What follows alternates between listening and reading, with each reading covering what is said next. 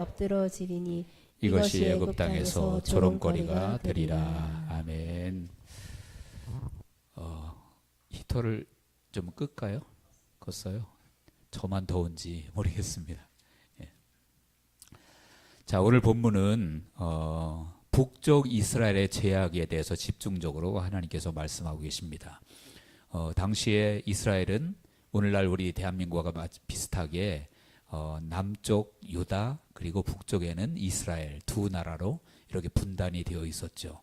그래서 남쪽 유다, 북쪽 이스라엘, 우리나라가 뭐 남한, 북한 이렇게 있는 것처럼 그렇게 되어 있었는데, 그 남쪽 유다도 그렇고 북쪽 이스라엘도 그렇고 그 당시에는 총체적으로 죄악이 난무했던 그러한 시대였습니다.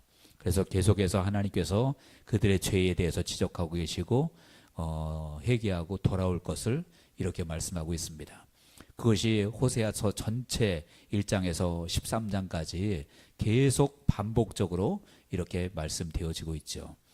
그렇게 왜 많은 그 분량을 할애하면서 하나님께서 그렇게 하실까요? 그만큼 하나님은 죄에 대해서 그냥 넘어가실 수가 없다라는 것이죠.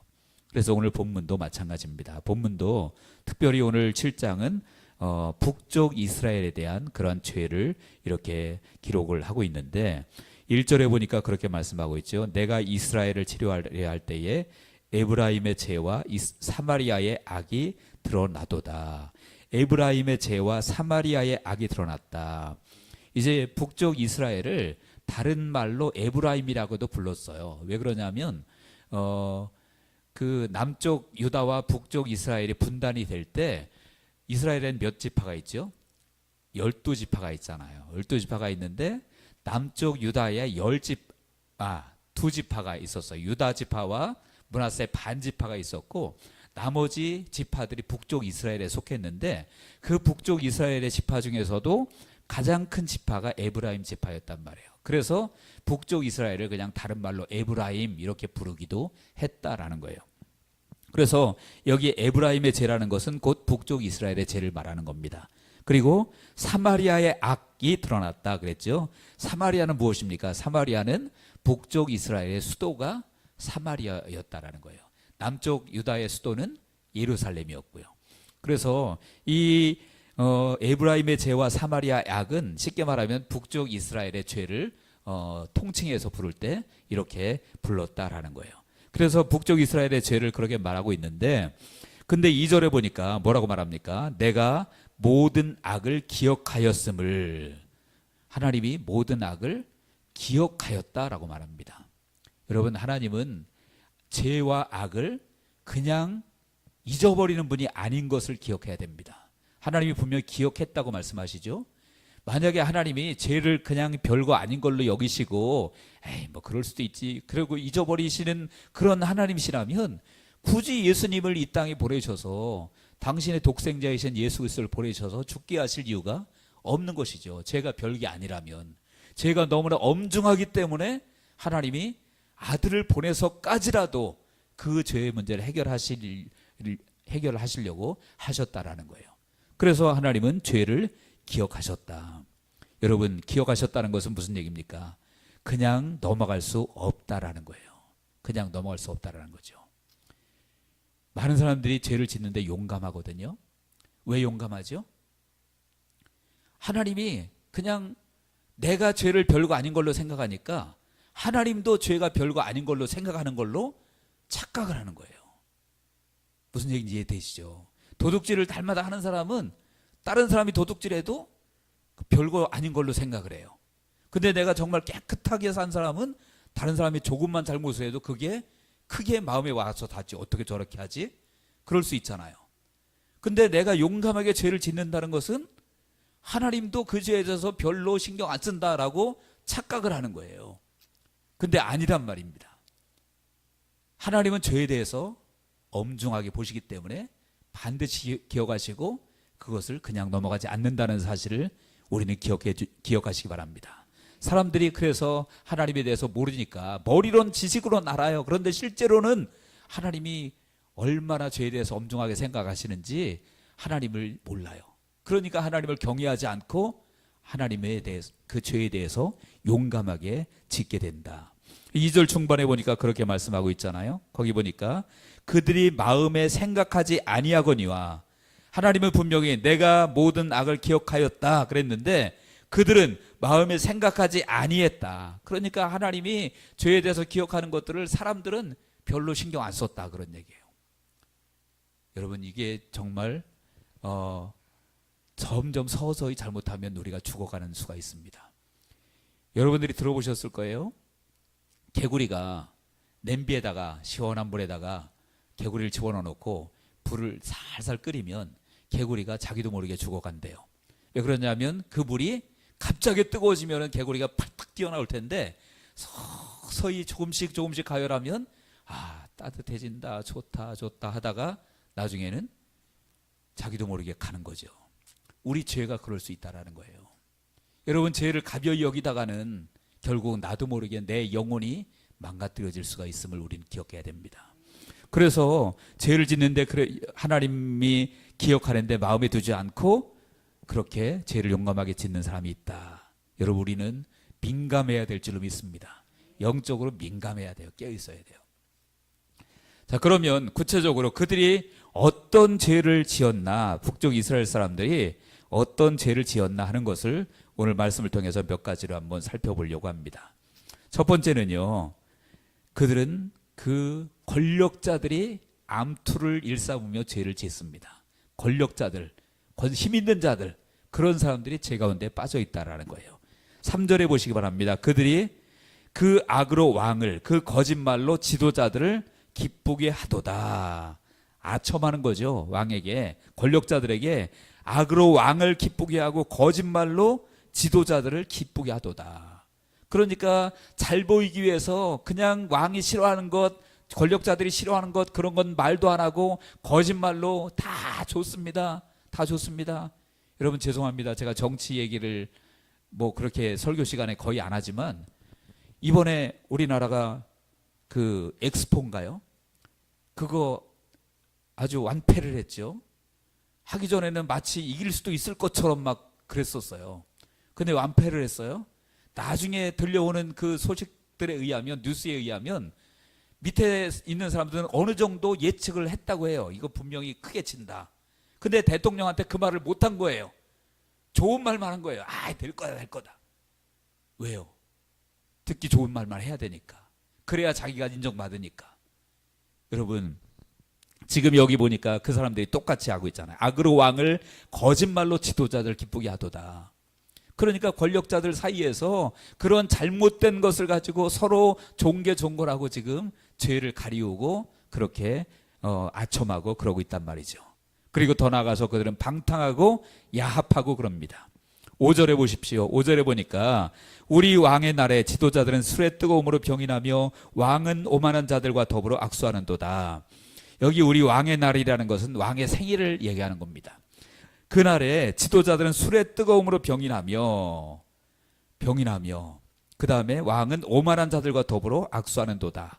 그러니까 술을 정말 그 당시에는 무슨 그 캔 맥주 사다가 먹는 게 아니고 술을 직접 만들어서, 더군다나 왕궁은 그러니까 아마 술 자체가 뜨거운 술도 있고, 그리고 또 먹다 보면 또 열도 나잖아요. 그렇게 술에 빠져 있고, 그리고 왕은 그 사람들과 오만한 자들과 더불어 악수하는도다 그랬어요. 이 말은 무슨 얘기입니까? 오만한 자들과 악수한다는 것은 잘못된 것과 야합한다는 거예요. 야합한다는 거죠. 그러니까 왕도 권세 있는 자들과 악수하면서 야합을 하고, 그들도 왕에게 또 악수해서 서로 권력을 유지하고 서로 기득권을 지키기 위해서 그렇게 야합하는 모습을 보여주고 있는 것입니다. 그런데 여러분, 이것이 어디에 이런 것이 정확히 나타나냐면 시편 1편에 보면 복 있는 사람, 또 그렇지 않은 사람의 모습이 나타납니다. 거기 보면 복 있는 사람은 그러기 시작하죠. 그러면서 뭐라 그럽니까? 악인의 꾀를 따르지 아니하고 죄인의 길에 서지 아니하고 오만한 자의 자리에 앉지 않는다.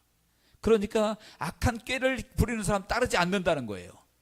그리고 정말로 죄인의 길, 그 사람들이 서 있는 길에 같이 가지 않는다는 거죠.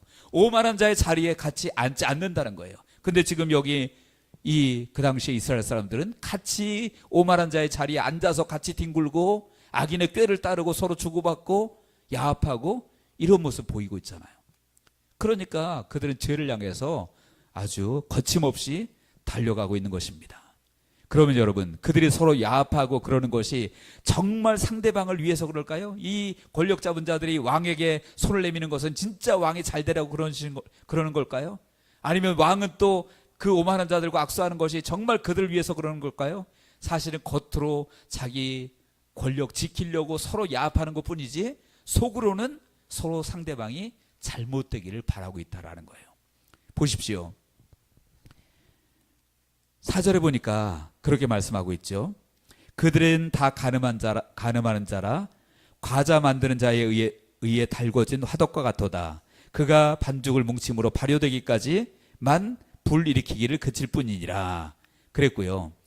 6절에도 그들이 가까이 올 때 그들의 마음이 간교하여 화덕 같으니 그들의 분노는 밤새도록 차고 아침에 피우는 불꽃 같도다 라고 말했습니다. 그러니까 속으로는 불이 있어요. 그래서 밤새도록 이제 서로 뭐 겉으로 보기에는 화기애애한 것처럼 야합하고 그러지만 사실은 속에는 불이 타오르고 있다는 거예요. 어떻게든 내가 저 사람을 밟고 이겨야 된다. 그래서 왕을 몰아내야 되고 왕은 또 자기를 지키기 위해서 그들과 야합하지만 속으로는 그들을 꺾어야 되고 이런 것들이 그들 마음속에 불꽃처럼 가득히 담겨 있다라는 거예요. 그러니까 권력의 암투가 그들 속에는 계속 되어지고 있는 거죠. 그리고 결국은요 7절에 가서 보시기 바랍니다. 7절에 가서 보면 그들이 다 화덕같이 뜨거워져서 그 재판장들을 삼키며 그들의 왕들을 다 엎드러지게 하며 그들 중에는 내게 부르짖는 자가 하나도 없도다. 그들의 왕들을 엎드러지게 하지 않아요. 결국은. 그러니까 왕에게 손을 내밀고 그 야합의 악수를 나눴지만 사실은 속에는 언젠간 저 왕을 제거하고 우리가 권력을 잡자라는 마음이 그들 가운데 가득했고 실제로 나중에는 왕을 여기 보니까 그들의 왕들을 다 엎드러지게 하며 죽였다라는 거예요.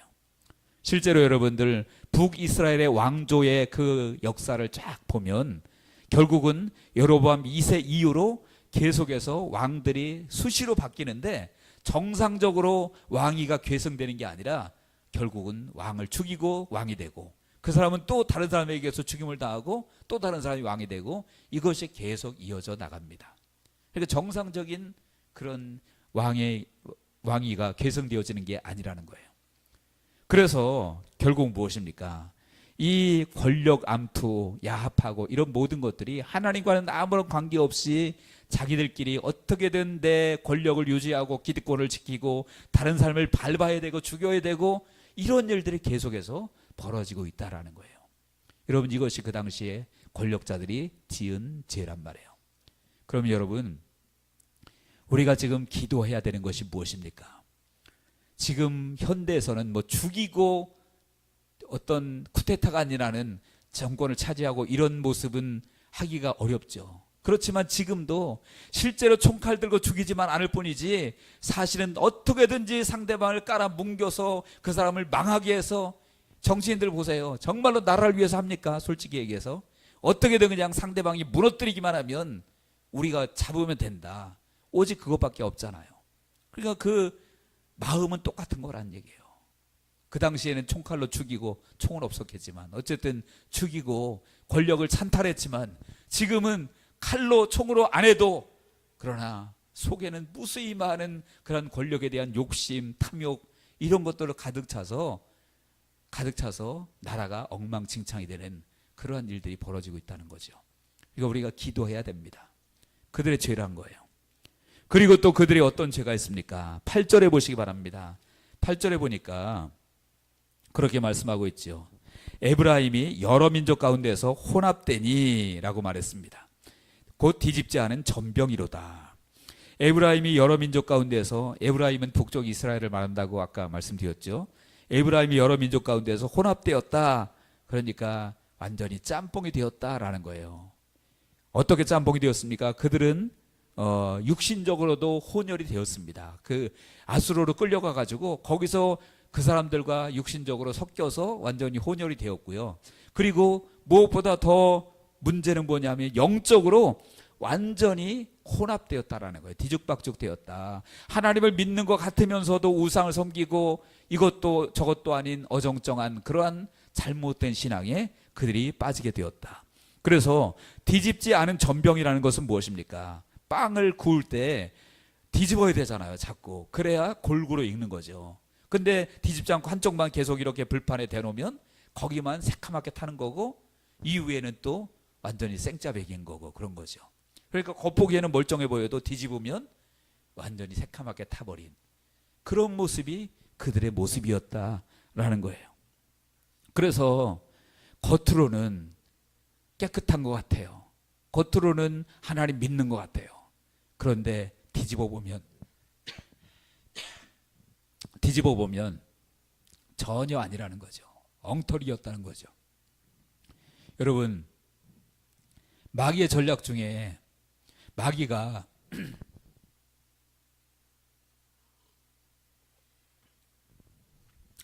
우리 교회 못 가게 하고 너 예수 믿지 마. 물론 뭐 심하면 그럴 수도 있겠지만 그런데 보통은 그런 방법 안 써요. 마귀도 영리해요. 교회 가는 거 내버려 둘 수 있습니다. 어쩌면 더 열심히 하는 것도 내버려 둘지도 몰라요. 그런데 중요한 것은 적당히 섞어버리는 거예요. 하나님의 말씀에 잘못된 것을 섞어버리는 거죠. 신앙생활에 잘못된 것을 섞어버리는 거예요. 최초에 범죄를 저질렀던 아담과 하와에게 그랬잖아요. 마귀가 뭐라 그랬습니까? 너 선악과 따먹으면 하나님처럼 된다. 너 그 선악과 따먹어도 죽지 않는다. 그랬어요. 아담과 하와가 그걸 보니까 말씀이 짬뽕이 되잖아요. 다 마귀의 유혹 받고 나서 선악과를 보니까 어떻다 그랬습니까? 그 전에 마귀가 이제 먹어도 안 죽는다. 따먹지 말라고 했느냐? 마귀가 물어보잖아요. 하와에게. 그랬더니 하와가 대답하는 게 뭡니까? 그 앞에 하나님이 먹지도 말고 보지도 말고 만지도 말라 그랬다. 하나님 언제 그러셨죠? 그런 적 없으세요. 그냥 따먹지 말라 그랬어요. 먹으면 반드시 죽는다. 근데 그것도 살짝 바꾸죠. 죽을지도 모른다고 했다. 여러분, 이게 마귀의 전략이에요. 너 교회 가지 마, 예수 믿지 마, 이게 아니라 섞여버리는 거예요. 조금씩 세상 것들, 잘못된 것들 섞여버리고, 그래서 신앙의 본질을 결국 잃어버리게 만드는 그것이 마귀의 전략이라는 거예요. 지금 혼합된 이스라엘 민족이 바로 그런 모습이었다는 거죠. 여러분, 우리는 다른 건 몰라도 복음의 진리만큼은, 하나님의 말씀의 진리만큼은 지켜야 될 줄로 믿습니다. 뭐 다 아시지만 제가 하나님의 음성 들을 수 있다라고 얘기했다고 막 온갖 성경에 없습니까? 그 말씀이? 하나님의 말씀에 있는 건 있는 거예요, 여러분. 다른 거는 바꿔도 복음의 진리, 말씀의 진리만큼은 바꿀 수 없는 것을 기억하시기 바랍니다. 섞이면 처음에는 몰라도 점점 결국은 하나님의 말씀은 약해지고 그 섞인 것들이 주인 노릇하게 되어지는 것입니다. 그래서 이스라엘 민족이 바로 그랬다는 거예요. 엘리야가 열왕기상 18장에 보면 바알과 아세라 선지자 850명과 대결하잖아요. 그때 엘리야가 백성들에게 선포합니다. 열왕기상 18장 21절에 보니까 엘리야가 모든 백성에게 가까이 나아가 이르되 너희가 어느 때까지 둘 사이에 머뭇하려느냐. 여호와가 만일 하나님이면 그를 따르고 바알이 만일 하나님이면 그를 따를지니라. 어느 때까지 둘 사이에서 머뭇하려느냐. 다시 말하면 신앙과 세상 사이에서 왜 중간에서 어정쩡 양다리 걸쳐놓고 어정쩡하게 그러느냐. 그런 그 질문과 같은 것이죠. 여러분, 우리는 주님 안에 있어야 될 줄로 믿습니다. 혼합된 것, 섞이는 것, 이게 마귀의 기본적인 전략이라는 거예요. 그래서 우리가 결국 그들은 이방인에게 고난당하고 결국은 본문 9절에 나와 있죠. 그 말씀이 9절에 보니까 이방인들이 그의 힘을 삼켰으나 알지 못하고 백발이 무성할지라도 알지 못하는도다. 여러 민족 가운데서 섞여버리니까 이방인들이 그의 힘을 삼켰다. 섞인 그것이 오히려 주인 노릇하게 되는 모습이 보이잖아요. 여러분, 우리가 돈과 신앙을 적당히 섞으면 나중에는 누가 주인이 될까요?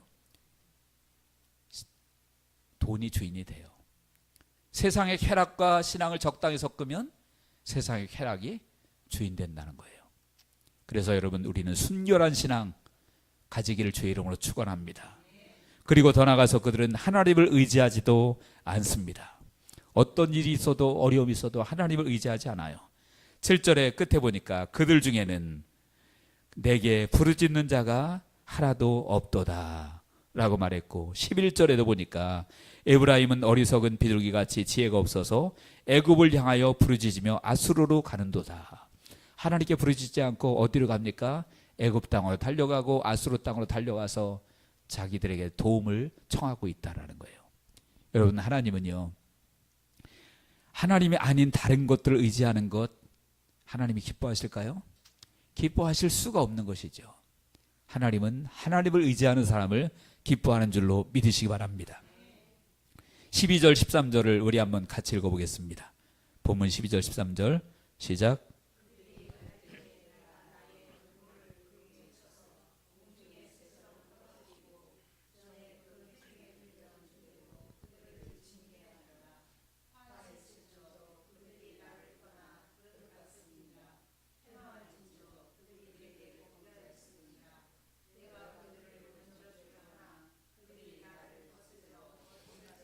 아멘. 여기 보니까 그들이 갈 때에, 즉 어디로 갈 때입니까? 그 위에 아수르로 가고 또 애굽으로 가고 도움을 청하러 그런 데로 갔을 때 하나님이 그것을 기뻐하지 않으시고 하나님이 싫어하셨다는 거예요. 그래서 새들이 나가는데 그물 치는 것처럼 그들에게 징계를 내리시는 것을 말씀하고 있습니다. 그래서 하나님을, 여러분들, 우리가 문제 있을 때 하나님 의지하시는 저와 여러분들 되시기 바랍니다. 하나님 의지할 때 하나님께서 하늘이 열리게 하시고 무리를 걷게 하시든지 물이 갈라지게 하시든지 하나님이 역사하실 줄로 믿습니다. 그래서 하나님은 하나님을 의지하기를 원하신다.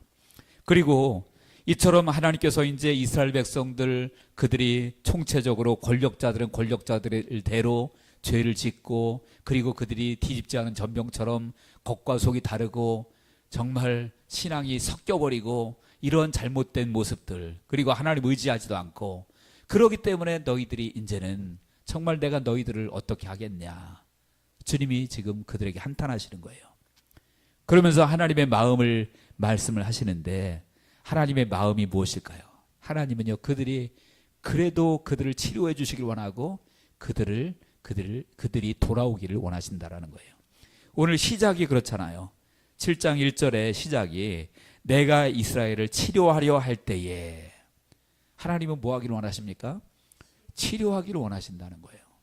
치료하기를 원하시는데, 그런데 너희들의 죄 때문에 치료할 수가 없구나. 1절에 그랬죠. 내가 이스라엘을 치료하려 할 때에 에브라임의 죄와 사마리아의 악이 드러나도다 라고 말하고 있어요. 그러니까 너희들의 죄 때문에 내가 너희들을 치료할 수가 없다 라고 말하는 거예요. 여러분, 우리가 죄를 그냥 품고 있으면요, 하나님의 치료, 하나님의 치유가 임할 수가 없어요. 죄를 그냥 갖고 있으면 병든 자를 위해서 기도할 때도 반드시 먼저 회개 기도를 해야 됩니다. 회개하고 하나님 앞에 우리가 우리의 죄를 용서받고 보혈로 씻음받고, 그래야 병도 치유가 된다라는 거예요. 야고보서 5장 16절에 보니까 그랬어요. 그러므로 너희 죄를 서로 고백하며 병이 낫기를 위하여 서로 기도하라. 의인의 간구는 역사하는 힘이 많으니라. 너희 죄를 서로 고백하며 병이 낫기를 위하여 서로 기도하라. 먼저 뭐 하라 그랬습니까? 너희 죄를 서로 고백하라. 그리고 나서 병이 낫기를 기도해라 그랬죠. 그러니까 우리가 병 낫는 것, 치유받는 것 뿐이 아닙니다. 하나님의 은혜 받는 것, 모든 것들은 내 속에, 나의 삶 가운데 있는 죄들을 먼저 해결해야 돼요. 그래야 은혜 받고 치료도 받고 문제 해결도 받고 그러는 것이지, 죄는 그대로 가지고 있고 죄를 짓는 것을 멈추지도 않고 끊임없이 그렇게 하면서 하나님 내게 이거 해주세요, 저거 해주세요, 치료해 주세요, 안 된다라는 거예요. 주님께서 분명히 지금 말씀하고 계시잖아요. 이사야 59장에도 보니까 여호와의 손이 짧아서 구원하심이 못하심이 아니다 라고 분명히 말씀했어요. 오직 너희 죄가 너희와 하나님 사이를 내었다라고 말씀하고 있죠. 하나님의 능력이 없어서가 아니라 우리가 죄를 가지고 있으면 하나님과 우리 사이에 그 죄의 담이 막혀서 하나님의 은혜가 우리 가운데 임할 수가 없다라는 거예요. 그만큼 하나님은 죄에 대해서는 그냥 넘어가시는 분이 아니라는 거예요. 죄가 있으면 안 된다는 거죠. 13절에도 보십시오. 오늘 본문 13절에도 보니까 분명히 뭐라고 말합니까? 화 있을진저 그들이 나를 떠나 그릇갔습니다. 패망을진저 그들이 내게 범죄하였음이니라. 내가 그들을 건져주려 하나 그들이 나를 거슬러 거짓을 말하고. 주님은 건져주시길 원하셨다라는 거예요. 원했지만 그들이 나를 거슬러서 거짓말하고 있다. 죄를 그냥 가지고 있다라고 말씀하고 있습니다. 그래서 내가 너희를 건질 수가 없다라는 거예요. 주님은요, 전능하신 분이지만 하나님의 말씀을 스스로 파기하시는 분이 아닙니다. 왜냐하면 주님이 뭐라 그랬습니까? 죄의 삭은 사망이다 분명히 말씀하셨잖아요. 그렇기 때문에 그 하신 말씀을 스스로 파기할 수가 없는 거예요. 그러니까 죄 문제가 있으면 죄 문제가 해결돼야 하나님의 도움을 우리가 받을 수 있다라는 거죠. 그래서 주님은 뭐라고 말씀하시는 겁니까? 쉽게 말하면 너희들이 죄 문제 해결해야 된다. 내게로 그리고 돌아와라 라고 말씀하시는 거예요.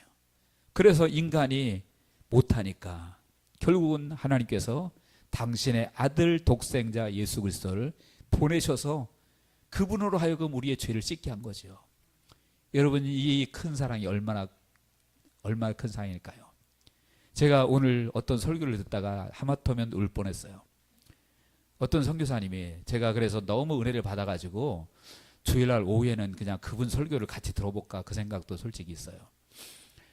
유튜브로 나오니까. 그분이 그런 말씀을 하시더라고요. 어떤 잘 아는 목사님이 이제 아주 심각한 질병이 드셔가지고 심장을 이식받지 않으면 죽는 그런 병에 걸리셨다는 거예요. 근데 그 목사님이 하필 자기한테, 그 선교사님한테 전화를 해가지고, 선교사님 나에게 심장을 좀 주실 수 있냐고. 그래가지고 선교사님이 뭐라 그랬을까요? 주신다 그랬대요. 그랬더니 얼마 있다가 또 그 목사님께 전화가 왔더래요. 전화가 왔는데 뭐라고 전화가 왔냐면, 선교사님보다도 젊은 선교사님 딸 심장이 더 좋을 것 같다. 그 목사님도 참 염치도 없죠. 어쨌든 그렇게 해서, 그랬더니 선교사님이 자기 심장을 주려고 그럴 땐 그냥 줄 수 있겠다고 해서 준다고 했는데 딸의 심장을 얘기하니까 대답을 못 하겠다라는 거예요. 대답을 못 하겠다라는 거예요. 그러면서 그분이 하시는 말씀이, 그런데 하나님은 당신의 아들을 우리에게 주셨다. 그보다 더 큰 사랑이 어디 있겠느냐. 이런 말씀 하더라고요. 너무 공감이 됐어요. 여러분, 우리는 그냥 하나님께서 하나님의 아들 보내셨다, 그냥 별 생각 없이 늘 생각하잖아요. 근데 생각해 보십시오. 나로 대입해서 생각하면, 나를 어떻게 해주는 건 몰라도 내 자식에 무엇을 요구한다면, 그것이 더군다나 생명과 연관되어진 것이라면, 그걸 요구한다면 여러분 흔쾌히 내가 그렇게 하겠습니다 할 수 있는 분 계세요? 이 중에? 예, 못하겠죠. 근데 하나님이 그렇게 하셨다라는 거예요. 그러니까 얼마나 우리 죄를 해결하기 원하셨으면 그렇게 하셨을까요? 그러니까 여러분들, 우리는 정말로 우리 죄에 대해서 주님의 십자가를 바라본다면 우리가 죄를 가벼이 여길 수가 없는 것을 기억하시기 바랍니다. 진짜 가벼이 여길 수가 없다라는 것이죠. 주님의 십자가 앞에 나가서 우리가 정말 날마다 우리들 자신을 돌이켜보고 하나님 앞에서 내가 잘못한 거 있으면 뼈저리게 회개해야 될 줄로 믿습니다. 저도 요즘에 회개하는 게 많아요.